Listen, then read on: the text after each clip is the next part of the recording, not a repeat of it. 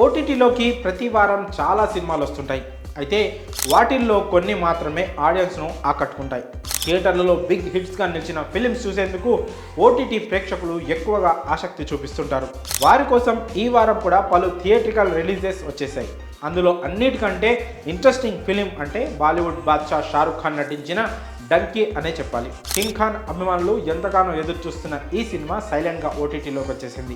ఈ చిత్రం స్పెషాలిటీ ఏంటంటే గతేడాది రెబల్ స్టార్ ప్రభాస్ యాక్ట్ చేసిన సలార్కు పోటీగా రిలీజ్ అయింది.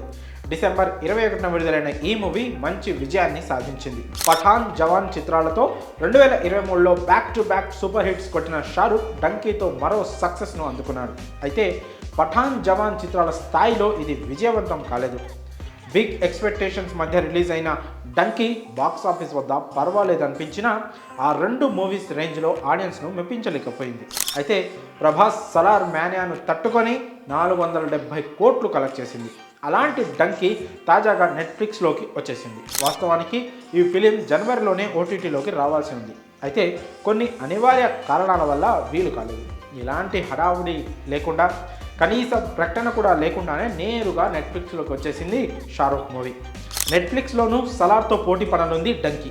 ప్రభాస్ మూవీతో పాటు Ranbir Kapoor Animal, super star Mahesh Babu Guntur Kaaram, natural star Nani hi నానా సినిమాలు నెట్ఫ్లిక్స్ టాప్ 10లో కొనసాగుతున్నాయి.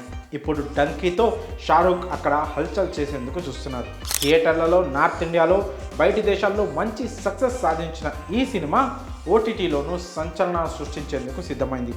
బిగ్ స్క్రీన్లపై ఈ ఫిలిమ్స్ మిస్ అయిన వారు ఓటీటీలో చూసి ఎంజాయ్ చేయవచ్చు. ఇక డంకీ మూవీని బాలీవుడ్ స్టార్ డైరెక్టర్ రాజ్ కుమార్ హిరానీ రూపొందించిన విషయం తెలిసిందే.